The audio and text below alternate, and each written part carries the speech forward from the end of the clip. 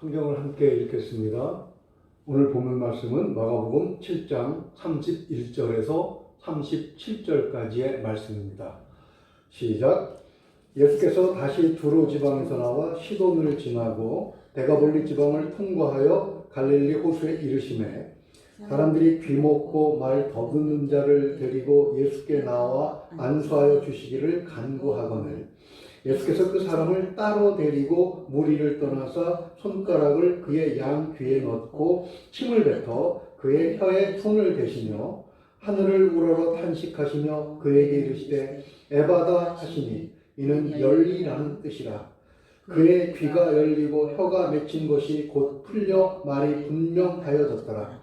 예수께서 그들에게 경고하사 아무에게도 이르지 말라 하시되 경고하실수록 그들이 더욱 널리 전파하니 사람들이 힘이 놀라 이르되 그가 모든 것을 잘하였도다. 못 듣는 사람도 듣게 하고 말 못하는 사람도 말하게 한다 하니라. 아멘. 오늘은 마가복음 7장 31절에서 37절의 말씀을 가지고 주님의 탄식 소리가 들리는다라는 주제로 말씀을 살펴보겠습니다. 우연히 경남은행 울산본부 부부장을 지내셨다는 정건용이라는 분이 쓰신 칼럼을 읽게 되었습니다. 코로나19로 인해서 여러 가지 사회 문제가 발생하게 되었는데 그런 내용 가운데 돌법족이라는 그런 신조어가 생겨났다는 내용이 포함되어 있었습니다. 가정에서 오랜 시간을 보내게 된 사람들이 돌아서면 밥을 달라고 하는 바람에 주부들의 가사노동이 늘어나게 되었답니다. 주부들의 육체와 정신 건강이 상당히 피곤해졌겠지요. 저자는 중국 우한을 예로 들었습니다. 이로 인해 가족 해체 현상이 심화되고 있다는 거죠. 해결 방법이 없는 것은 아닙니다. 대화로 충분히 해결할 수 있는데 대화에 익숙하지가 않다는 것입니다. 한마디로 소통이 안 되는 것이죠. 사정은 우리도 마찬가지겠죠. 여러분의 가정은 어떻습니까? 소통이 잘 되고 있습니까? 그런데 성경은 가정에만 소통이 필요한 것이 아니라 오히려 교회가 더 필요하다고 말씀을 하고 있습니다. 오늘 읽은 본문 34절을 한번 보십시오. 주님은 하늘을 우러러 탄식하십니다. 탄식의 의미가 무엇입니까? 인터넷 포털 사이트 다음에서 찾아봤더니 이렇게 되어 있습니다. 탄식, 명사, 근심이나 원망 따위로 한탄하여 숨을 내심 또는 그러한 숨. 자, 본문은 유명한 에바다 사건이에요. 히브리어로 열려라 하셨더니 귀 먹고 말 더듬는 자가 치료되는 기적이 일어납니다. 그런데 그 일을 위해 하늘을 우러러 기도하시기 전에 주님은 탄식을 하시는 거예요. 영어 성경 뉴 인터내셔널 버전에서는 딥사이, 즉 깊은 한숨이라고 번역을 하고 있습니다. 고침을 받은 자는 질병을 가진 환자가 아니고요. 장애를 가진 사람입니다. 그는 혼자 오지 않았어요. 32절을 보면 그를 주님께 데려온 자들이 있었습니다. 그들은 참 좋은 사람들입니다. 누군가를 주님께 인도한다는 것은 참 아름다운 것이죠. 그들은 그 선한 일의 보상으로 기적을 맛보게 됩니다. 자신들의 친지가 장애가 기적적으로 벗어진 것을 보면 얼마나 놀랍고 기쁘고 환호할 만한 그런 일이겠습니까? 그리고 그들은 36절을 보면 이 기적을 널리 전파하는 그런 역할까지 감당을 합니다. 사실 이것은 그냥 문자 그대로만 보면 우리가 본받아야 할 행동이고 또 맛보아야 할 신앙의 기적입니다. 그런데 주님은 왜 탄식, 즉 한숨을 깊이 내쉬는 것이겠습니까? 무엇인가 못마땅한 부분이 있으셨던 것일까요? 먼저 우리는 이 기적이 일어난 장소를 주목해 볼 필요가 있습니다. 31절을 보면 두로와 시돈을 지나서 데가볼리 지방을 통과하여 갈릴리 호수에 도착하셨습니다. 지도를 한번 보십시오. 예수님은 유대를 벗어나셔서 수리아를 지나 데가볼리 지경, 즉 갈릴리 바다에 도착을 하신 것입니다. 데가볼리는 로마의 폼페이우스가 정복한 지역으로 상업과 군사적인 목적을 위해서 전략적으로 세운 10개의 도시가 있는 지역을 말합니다. 몇 년 전에 주님의 이 여행은 휴가를 겸하여 제자들의 안목을 넓혀 주시려는 목적이 있었다는 그런 주제로 말씀을 살펴본 적이 있었습니다. 여기서 중요한 점은 이 지역이 여전히 헬라 지역, 즉 이방인의 지역이라는 것이죠. 즉 기먹고 말 더듬는 자나 그를 치료해달라고 주님 앞에 데려온 사람들이 모두 이방인일 가능성이 높다는 것입니다. 혹은 유대인이라고 하더라도 이미 이방 풍습에 젖어서 유대인의 종교 관습을 상실하고 헬라화한 그런 사람들일 수 있는 것입니다. 본문에서 특히 이상한 것은 주님의 치료하시는 모습입니다. 주님은 장애를 가진 사람을 따로 데려가셔서 치료하셨어요. 33절을 다시 한번 읽어보겠습니다. 예수께서 그 사람을 따로 데리고 무리를 떠나사 손가락을 그의 양 귀에 넣고 침을 뱉어 그의 혀에 손을 대시며. 아멘. 왜 장애를 가진 사람을 따로 데려가시는 것이겠습니까? 그것은 바로 이 치료 장면을 보여주시지 않으시겠다는 그런 의도가 있는 것이겠지요. 요즘에 의사들처럼 칼을 들고 수술을 하기 때문에 환자의 프라이버시를 보호하기 위해서 감추시는 것은 아닐 텐데 왜 그러시는 것이겠습니까? 그것은 33절에서 본 것처럼 주님의 치료 행위가 특별하기 때문입니다. 보여주시기를 원하지 않으신 이유는 그들이 이방인이기 때문이에요. 이방인들은 그들 나름대로의 생각과 습관이 있었습니다. 그것이 주님이 행하시는 치유 사역의 의미를 온전히 이해할 수 없도록 방해했기 때문이죠. 자, 예수님께서 33절에서 치료하신 행위는 당시 이방인 사회에서 유행하던 마술적 행위와 유사했다라고 학자들은 이야기하고 있습니다. 히브리적 치료 방법은 아니었지요. 또 주님이 일상적으로 하시던 그런 방법도 아니셨습니다. 더군다나 일례로 침을 뱉는 행위 같은 것은 사실 구약성경에서 보면 그렇게 좋은 뜻은 아니거든요. 민수기 12장 14절을 보십시오. 여호와께서 모세에게 이르시되 그의 아버지가 그의 얼굴에 침을 뱉었을지라도 그가 이레 동안 부끄러워하지 않겠느냐? 그런즉 그를 지명 밖에 이레 동안 가두고 그 후에 들어오게 할지니라 하시니. 이렇게 말씀하고 있습니다. 또 욥기 17장 6절을 보면 욥이 이렇게 말합니다. 하나님이 나를 백성의 속담거리가 되게 하시니 그들이 내 얼굴에 침을 뱉는구나. 친구들이 몰려와서 불행을 당한 욥에게 죄를 고백하라고 다그칩니다. 그때 너무 답답해서 욥이 친구들에게 하는 말이에요. 즉 누군가에게 죄가 있다고 덮어 씌우는 행위는 그 사람에게 침을 뱉는 것과 같은 모욕적인 행위라고 하는 것입니다.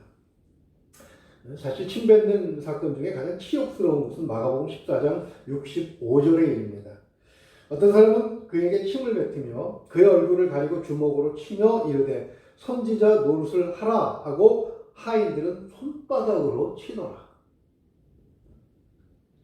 예수님께서 체포되셨을 때 사람들은 주님의 얼굴에 침을 뱉고 주먹으로 얼굴을 때렸습니다. 심지어 하인들은 손바닥으로 얼굴을 쳤습니다. 손바닥으로 친다라는 것은 지독한 모독을 표현하는 것이죠. 요즘 언론의 회자들은 떠들썩한 이야기가 하나 있습니다. 거짓 증인을 만들어서 무고한 자를 감옥에 보냈다고 증언하는 사람들이 나타났다는 것이죠. 좀 무겁게 보고 있습니다. 그게 사실이라면 대한민국 사법 체계에 대한 신뢰가 흔들릴 만한 수치스러운 사건 아니겠습니까? 우리는 누군가를 정죄할 권한도 없고 자격도 무엇보다도 죄가 있는지 없는지조차 분별할 수 있는 그런 영적 능력도 없는 무능한 사람인 것을 우리는 인정해야 합니다. 주님만이 우리에게 침을 뱉으실 수 있습니다. 주님의 행위는 바로 우리를 치료하시는 선한 결과로 나타나기 때문입니다.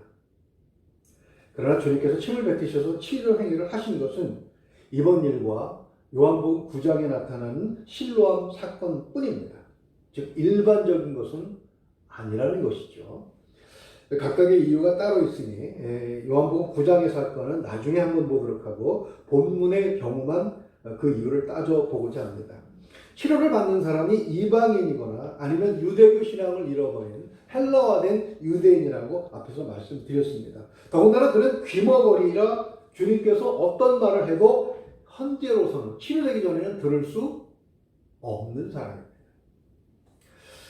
그게 당장 복음을 전할 수도 없고 병은 믿음으로 치료된다고 하는 중요한 사실도 전할 수 없습니다.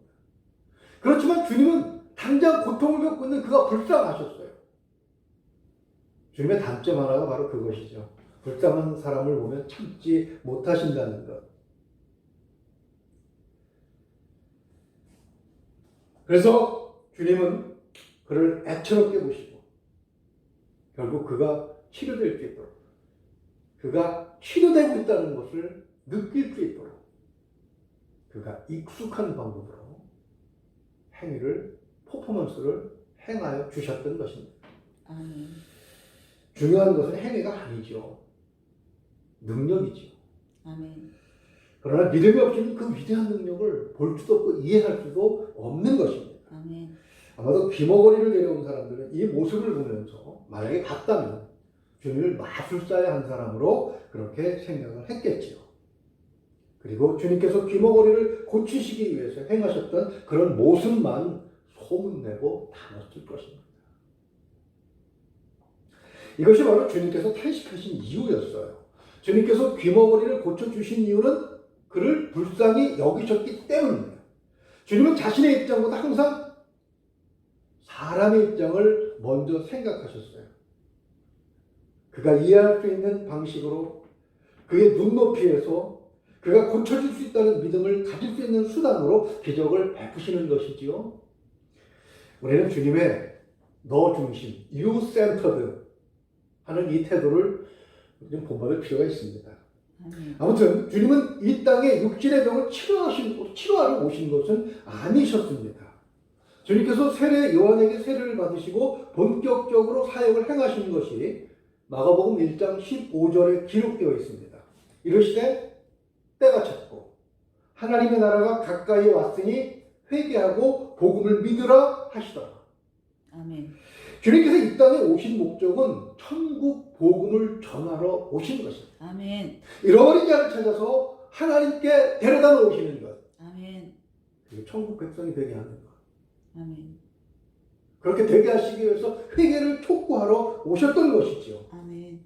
그러나 사람들은 육신의 병이 치료되기만을 원했습니다. 제자들도 주님이 권력을 잡으시면 세속적으로 높은 자리 한 자리 할까 하는 기대를 가지고 따라다녔으니 이방인의 경우는 더 말할 나위도 없겠지요.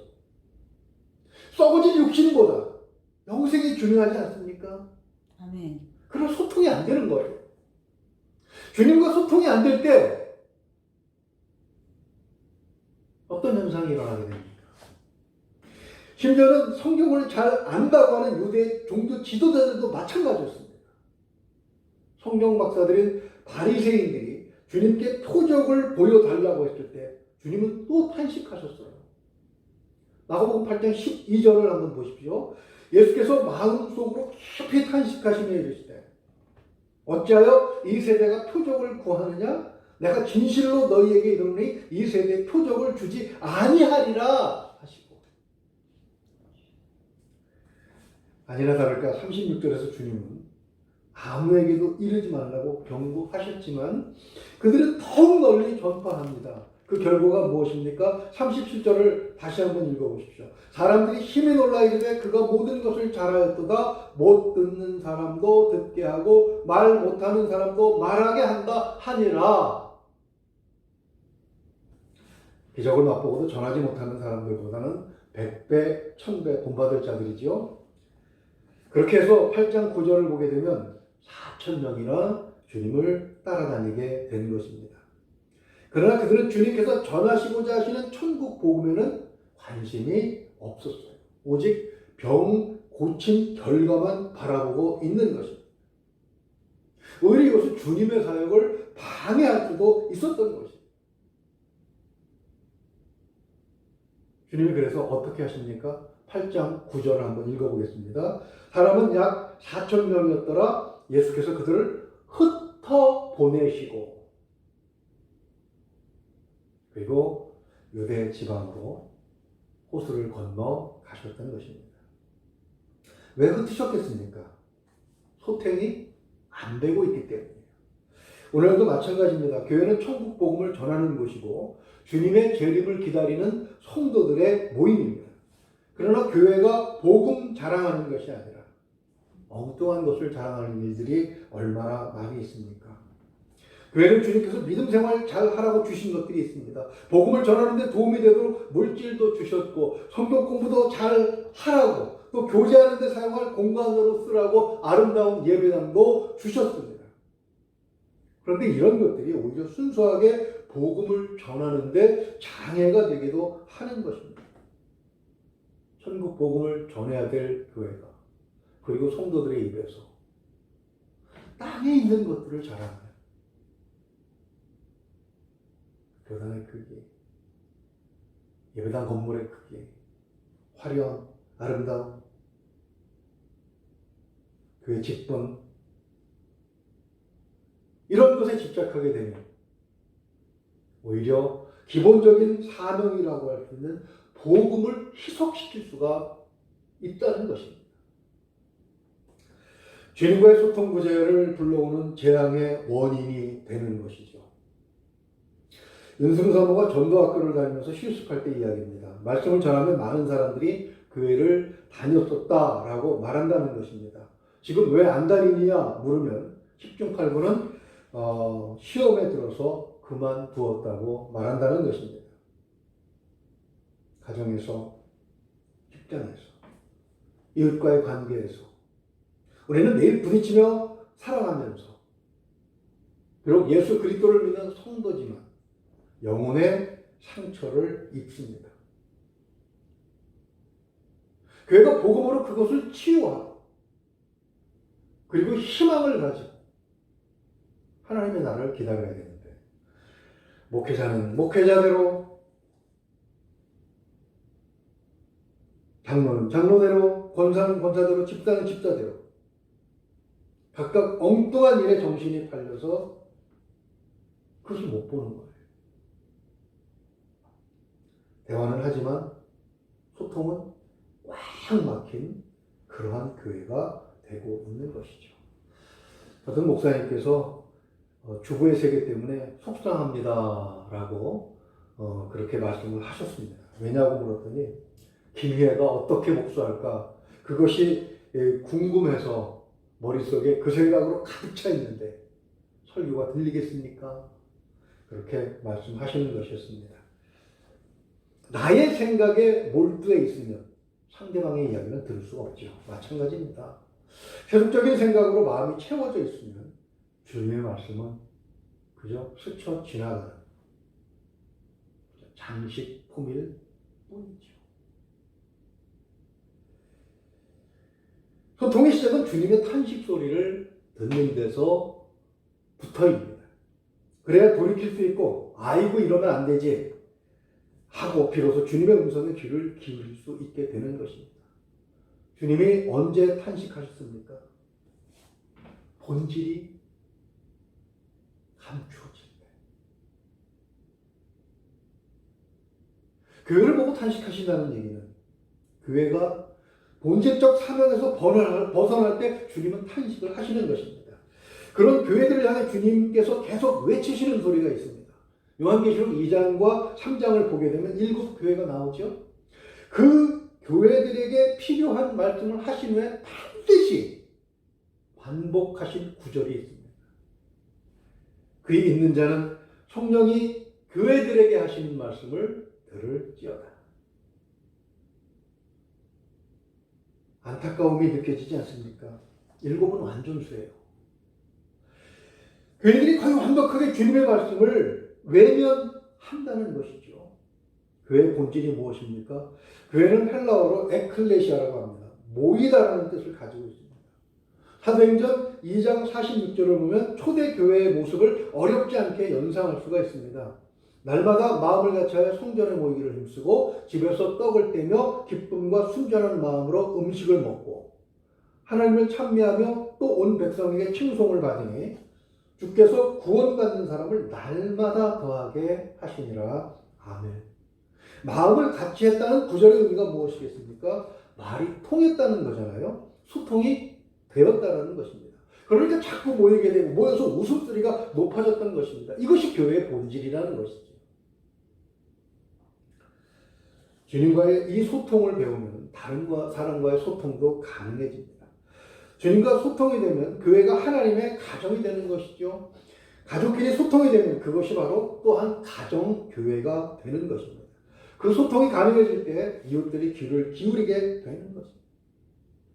웃음소리가 넘치는 교회, 기쁨이 충만한 교회는 소통이 되는 교회인 것이죠. 소통이 안 되면 마가복음 8장 9절 말씀처럼 주님은 흩으실 수밖에 없는 것입니다. 그러므로 우리는 주님의 탄식을 기쁨으로 바꾸는 교회가 되어야 합니다. 코로나19가 다시 확산되는 바람에 안타깝게도 다시 가족 예배로 드리게 되었습니다. 지난번에도 무려 3개월을 모이지 못했습니다. 그 기간도 결코 짧지가 않은데 왜 끝내주시지 않으시고 또다시 예배당문을 걸어 잠그게 하실까? 저는 하나님께서 이 질병을 이렇게 길게 허락하시는 그 이유를 명백하게 알고 싶었습니다. 그동안 모인다고 하는 것을 너무 당연하게 여기고 그것이 얼마나 소중한지를 잊고 있었기 때문이라고 생각도 하고 반성도 하고 회개도 많이 했습니다.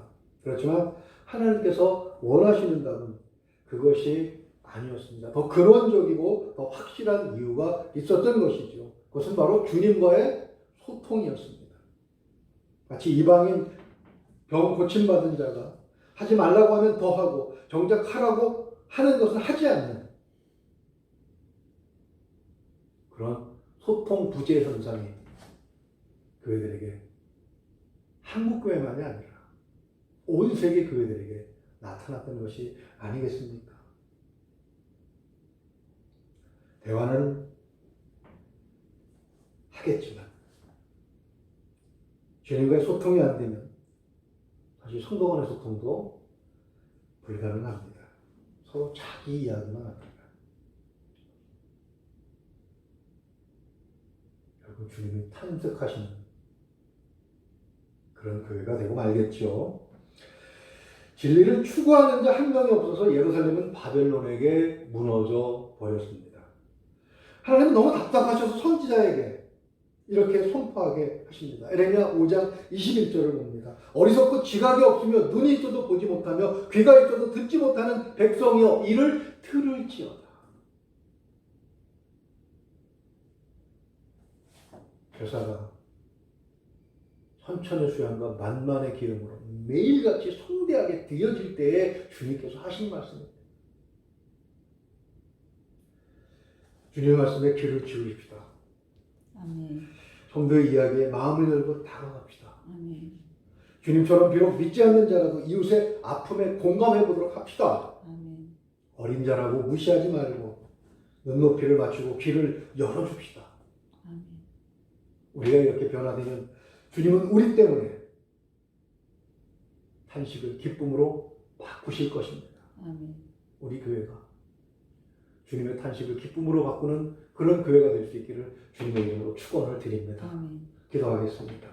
은혜로우신 우리 아버지 하나님, 말씀을 통해서 주님과 그리고 주님의 은혜를 입는 자들 사이에 소통이 얼마나 어려운가 하는 것을 한번 살펴보았습니다.